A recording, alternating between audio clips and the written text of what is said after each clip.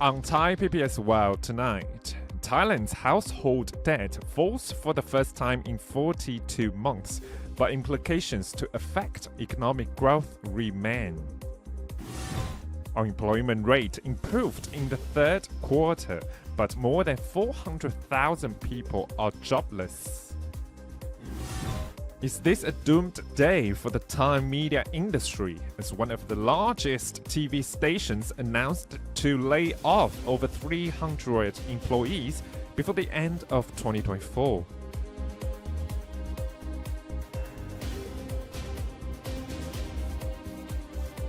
Good evening, you're watching Thai PBS World Tonight. I'm Frank Kanshi. And I'm Nat Bunna. And today we are going to start the program with high household debt rate because, of course, this rate has continuously actually worsened Thailand's economy for a long time. But now this quarter we've seen better improvement because in a recent report, the number has dropped slightly. Thailand's household debt dropped in the second quarter of this year to 89.6% from 90.7% in the first quarter, which is the first fall in 3.5 years, according to the National Economic and Social Development Council, or NESDAQ. Although the decrease is a healthy sign, the household debt in Thailand is still higher than in other countries in the region, but added that if the rate of economic growth can be maintained, household debt is likely to improve accordingly. NASDAQ will monitor household debt incurred from personal consumption, which attracts high interest rates. If households lack financial discipline, these high rates may cause them to fall into the debt trap. Debt for consumption accounts for a third of all household debt, and a high proportion of such debt is delinquent, requiring the Bank of Thailand to play a role in curbing debt through responsible lending. The tightening of access to funding by commercial banks may force debtors to turn to informal lenders, as what you see on the screen now. According to the Credit Bureau, NPLs, non-performing loans in the second quarter were estimated at over 1.16 trillion baht across 9.6 million accounts, or 8.48% of total bank lending compared to 8.01% in the first quarter. And this is a very, very bad sign there. But 71% of the NPLs were reported in commercial banks and special financial institutions. NPLs in the second quarter increased by 12.2% from the first quarter, mainly involving mortgage and car loans. So at the first part of this story, of course, we talk about household debt in Thailand right now, of course, is under 90%. But comparing to other countries in this region, for example, Singapore, just over 52%, Malaysia, 84%. So Thailand still needs a lot of room to improve. And how about the non-performing loans here? Because according to international organization, if over 10%, it is a risky sign. And right now, we already capped at 8.48%. It's quite high already. This is going to be a huge task for the Thai government to solve the issue of household debt, because many of the financial institutions and including the Bank of Thailand have already warned the government that if you cannot deal with the household debt, the economy will worsen in the near future. But of course, we see some room of improvement that right now the household debt is under 90%. I think the banking sector, they are right now very closely look at these two accounts there, two rates there, because household debt, of course, which will affect the domestic purchasing power, and the non-performing loans here, that the government actually should help the commercial banks to do some restructuring programs, because it affects profitability of commercial banks, which can affect the economic power. And of course, another part of what we have to talk about is not just household debt, not just NPLs. One is unemployment rate, because apart from household debt, unemployment rate in Thailand still remain an issue. While the unemployment rate has decreased a little bit compared to the previous quarter, the rate increased on year-on-year basis. As what you see on the screen right now, in the second quarter this year, the unemployment rate is at 1.07%, and this quarter it decreased to 1.02%. It means that more than 400,000 people were reported to be jobless. However, according to NASDAQ's report, 40 million people were in employment in the third quarter, representing a 0.1% drop compared to the second quarter, due mainly to a 3.4% contraction in the number of people employed in the farming sector as a result of widespread flooding. The number of people employed in construction, hospitality, and food services increased by 1.4%, while employment in manufacturing, retail, and vehicle repair fell slightly. Employment in transport and goods storage services increased 14%, while employment in hotel and restaurant businesses rose by 6.1%. Employment in the automobile, computer, and electronic goods sectors fell. Of the 40 million people in employment in the third quarter, 36.69 million were Thai and the remainder were non-Thai. It was noted that the number of non-Thais in employment increased by 22.2% compared to the previous quarter. So, of course, you can see now automobile industry, they also got affected. I think it's because of household debt too, because right now household debt is quite high, and commercial banks, they restrained the approval of auto loans there. So it affects the automobile industry. And especially we talk about the widespread flooding there. Some people at the north, especially in farming sector, they got affected. And another part of these statistics was also interesting, though, is that those who were reportedly unemployed also include new graduates. So it also indicates that new graduates would struggle more to find a job. And what is even more shocking is that most of the people who are reportedly unemployed are actually aged between 20 to 29. So this can also indicate that the education system, especially in universities, may not really serve the current labor market, where you know that trends have been changing, the skill sets are changing. So that's the reason why some of these new graduates do not have enough necessary skills in order to join the workforce. And one point that you have to talk about is a very good point there for the new graduates. But another side we have to talk about is new listing jobs. The number of new listing jobs in the market is not that huge either. So it's what you say, demand and of course the request and supply there. Demand and supply there is very important. So the demand is not that high. We see some supply there from the new graduates there still, but how about the balance there? So that's why right now we see new graduates, they are difficult.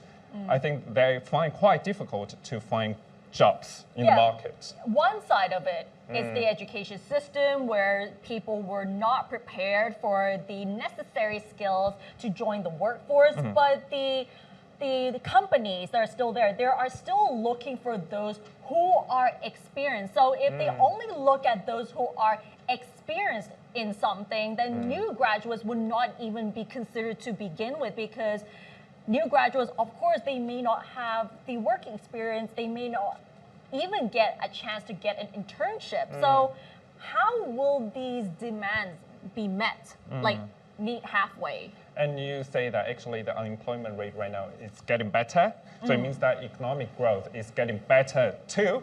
But we still have to see, because we still have fourth quarter here. Of course, as what you said, we already reported to wallet scheme. It helps to the government's policy there also incentivize the economic growth. But right now, companies, they are the one deciding if they want to release more new jobs. That's the thing, because it's not just the new jobs that are considered traditional anymore. They might need other jobs in the market as well. So something new like data analysts or machine learning, these are the jobs that might be much more of a huge demand in the near future. And as we're talking about employment, many of the industries have been disrupted by new technology, and they have also gone through layoffs. And especially in the Thai media industry, we have to admit that we have gone through a lot of struggles financially and also people-wise as well. And recently, Channel 3 Thailand, one of the most viewed Thai TV channels, announced that they will restructure its business, and of course, they will have to lay off their staff. And previously, there have been rumors that Channel 3 Thailand will lay off their staff by the end of this year in order to save 30% of their costs. And this has been officially confirmed by two news anchors you're seeing right here, who they have revealed the announcement yesterday during the usual evening news program that its HR department will send emails to employees who will be laid off. And all of these staff members, from the news editors, officers, or even some of the news anchors, actually received the emails as well. And it has also been reported that over 300 people will be affected as well. And we gotta say that this is not the first time for Channel 3 Thailand that has went through restructuring and layoffs as well, because if we go back in 2019, where Channel 3 ceased operations of its digital TV channels, 3SD and 3 Family, like other channels, they have also ceased operations of their sister channels. So they had to lay off their staff once. And later in 2020, when its concession for analog broadcasting came to an end, they also went through another layoff as well. So if we count, it's already 4 times that Channel 3 has been through layoffs. And this is not unique only to Channel 3 Thailand, but many other media outlets, both TV and newspapers in particular, have experienced financial challenges, especially due to the emergence of online media and also streaming platforms. And earlier this year, there are many other media outlets that face the same problems, one of them being Thailand, which is one of the leading Thai newspapers that announced its early retirement program because the newspaper has suffered financial losses. Nation TV has also delayed salary payments to staff members who earned more than 50,000 baht, and that was effective from July up until the end of the year. And they also reportedly laid off their staff members as well. So you can see that many media outlets in Thailand have suffered financial losses, and they have been struggling to survive. And it's not easy to get that same amount of advertisement anymore compared to 10 years ago, because everything is all online nowadays. Like even like both of us, we barely watch TV nowadays because we can just go on YouTube or on Facebook just to watch back-to-back episodes of certain news programs as well. 2 points here. Of course, as what I said, is it a doom day for Thai media? And it's not just Thai media, it's in every country right now, because every traditional media firms like television, newspaper, we are being challenged by so many digital medias online. And as what you said, it's very easy to get those news sources online there. But I think for my perspective, I think our traditional news media still need some ground in the media landscape, because sometimes, of course, you get news sources very fast, but you don't know if that's true or not. And whether it's legitimate or credible to begin with, because you know there's the emergence of fake news and misinformation. So who do we turn to when we need credible information about certain issues, whether it's many years ago, we had to turn to traditional media for COVID-19 or any other natural disasters. But nowadays, you can turn to anywhere, whether it's TV, radio, news. Okay, newspapers might not be the thing anymore, but social media. So now it's also the challenge for the online media to create this reputation and credibility from the viewers. And if you have enough expertise and if you have your own ground on different sector, in journalism, I think you still have the stand in the company, no matter it's in digital media or in television. Of course, it's very, very heartbreaking to see our media colleagues in different companies, no matter in television or newspaper, at the end they have to leave their grounds. But I think it's always the transition period to digital media, or of course the companies, for example, commercial companies, they have to save their cost. But if you are professional enough, you have your expertise, it's always a lot of opportunities for you Yes, to go. and when it comes to digital disruption, we also have to mention that it's not just in Thailand or in Asia that has been disrupted by digital technology and the use of AI. Even leading media outlets like CNN and BBC also went through layoffs as well, because we are facing the same thing, which is digital disruption. So it is now up to all of us, especially media professionals, how do we adapt to these changes and stick to our own grounds? Yeah. And now let's move on to another scandal. We mentioned a bit about the Icon Group scandal, which has already involved with a former politician of the Palang Pracharat Party. And now there are some developments. So former Palang Pracharat Party member Samajen Chaijiwanit has claimed that approximately 100 million bahts, which he and his mother received from Icon Group CEO Waratpol Waratwaragun, also known as Boss Paul, and another executive, was a combination of loans and charitable donations from the executives. Sama was arrested in Chiang Rai yesterday and was returned to Bangkok to be questioned by officials from the DSI today. The DSI's Director General told the media that Samad has denied extortion and money laundering charges and offered to submit a statement in his defense within 15 days. His mother has also denied the charges as well. And both suspects were escorted to the criminal court this afternoon to seek court approval for further detention. The DSI chief said officers will question a top executive of the Icon Group, who is currently being held in Bangkok Remand Prison, about the 100 million baht reportedly transferred in tranches to Samad's mother's account since 2021. And he also added that about 2.5 million baht was allegedly given directly to Samad by the Icon Group CEO. Regarding the charitable donations claimed by Samad and his mother, the DSI pointed to the suspicious pattern of payments, noting that the donations were made on a monthly basis ranging from 100,000 baht to several hundreds of thousand baht. He also said that when the donations were wired into the bank account of Samad's mother, they were subsequently transferred onward to Samad's bank accounts in an attempt to avoid detection, which is classified as money laundering. So you can see that this is how the Icon Group scandal has unfolded so far, and it has involved not only the former Palang Pracharat Party member, but also his mother as well. This is a very suspicious case there. Of course, using donation as a cover would be very legitimate to give money to others. But of course, right now you talk about ranging from 100,000 baht to few hundred. Oh, it's quite a lot. So of course, you can see on the screen right now the mother of this suspect there. We'll go through the investigation with DSI and the authority.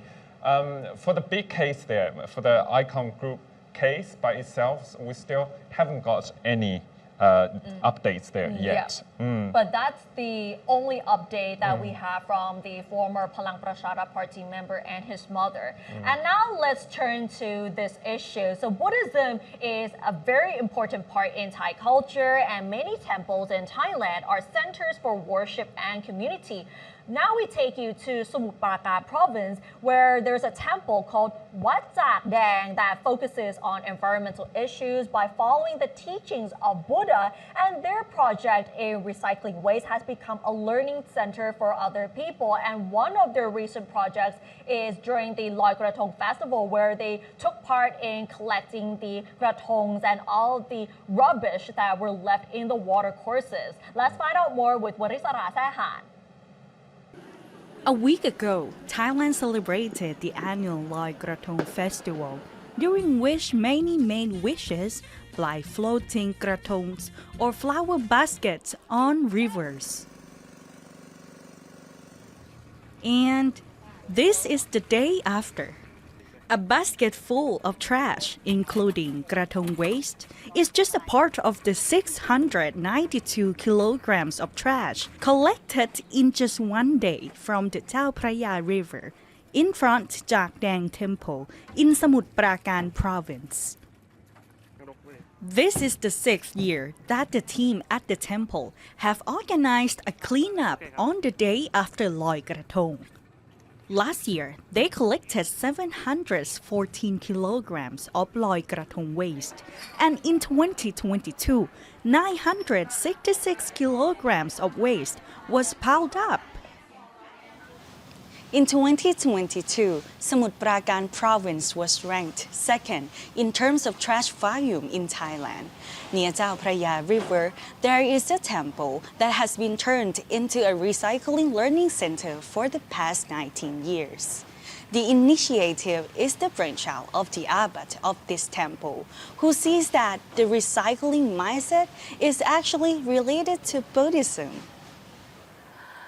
จริงๆเนี่ยไอเดียแรกพุทธเจ้าเก็บขยะเก็บผ้าจากกองขยะมาทำผ้าบางสกุลจีวรอันนั้นคือเป็นผ้าอยู่แล้วไอเดียที่2ไปดูงานที่ไต้หวันที่มุนที่ฉือจี้เมื่อสัก20 ปีก่อนโน้นไปดูงานเห็นเขาเก็บขยะไปทำปุ๋ยไปรีไซเคิลแต่เขาเอาขวดน้ำไปทำเป็นเสื้อกับผ้าห่มแต่จีวรไม่มี The temple is located on the bank of the Chao Phraya River, where debris piles up. It is also located in a community which adds to the amount of waste being discarded around the temple. พระมหาประนอมธรรมาลังการโร said that it makes it hard for monks to walk barefoot to collect alms. The temple encourages locals to sort recyclable items from that trash. Then the temple's electric cars pick up the trash right from their doors. At the temple, the recycled items are upcycled into new products, which they make to order for commercial patrons. They also produce compost from wet garbage. อันนี้จีวรผืนนี้ทำมาจากขวดน้ำแต่ปี2562ยังใช้อยู่เอาขยะมาเป็นเครื่องมือในการให้ศรัทธาและปัญญาสร้างแรงบันดาลใจจากขยะไร้ค่าคุณเอาเลข0เลข1ไปต่อหน้าเลข0เป็นเลข10เลยนะถ้าคุณรีไซเคิลคุณได้เลข100เลยนะคุณอัพไซคลิงคุณได้เลข1,000เลยนะ This waste is not only from communities around the temple, but from everywhere, like Chiang Mai, Udon Thani, and even Malaysia. The temple has been training and collaborating in their environmental projects with schools, private companies, and governmental agencies. For him, the most important thing about recycling and upcycling and clearing out trash is a metaphor for his Buddhist teaching about decluttering negativity in the mind.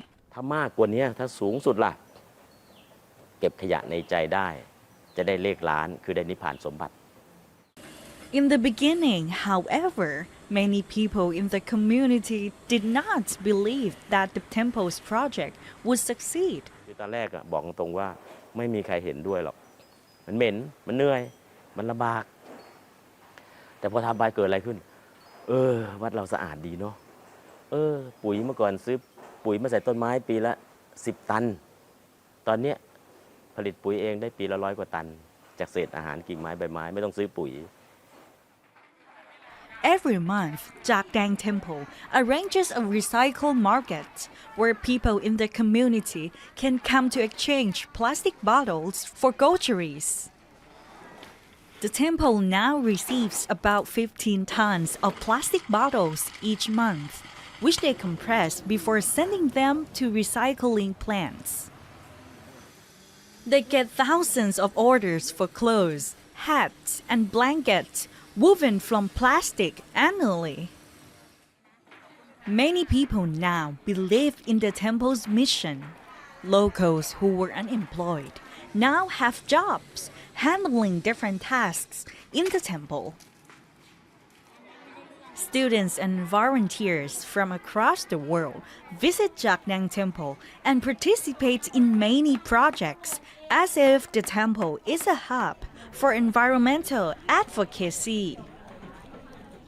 Warisala Sehan reporting for Thai PBS World. So it's really interesting how they incorporate Buddhism teachings as well as environmental issues. And you can see that many of the volunteers were there just to collect the trash and then learn the teachings as they go along as well. Especially in Thailand, it's always a great experiment. And of course, the practices following by Buddhism, that environmental engagement and of course the efforts could link with Buddhism, that people could respect our environment. Given that, of course, we still have to continue the Loy Krathong festival here, but a lot of garbage can be saved, not be dumped into the river. Yes, and this is something that we all have to be aware of, environmental issues. Now that everywhere around the world, people are becoming much more aware of global warming, climate change, and saving the environment in particular. So it's great to see that many local communities are placing much more importance on this issue. And that wraps up tonight's edition of Thai PBS World Tonight. Join us every Monday and Tuesday at 6 p.m. on Thai PBS World's Facebook and YouTube Live. And don't forget to follow us on social media and our website, thaipbsworld.com, for all the latest updates about Thailand as well as analyses. Thanks for watching, and we'll see you next week. สวัสดีค่ะ สวัสดีครับ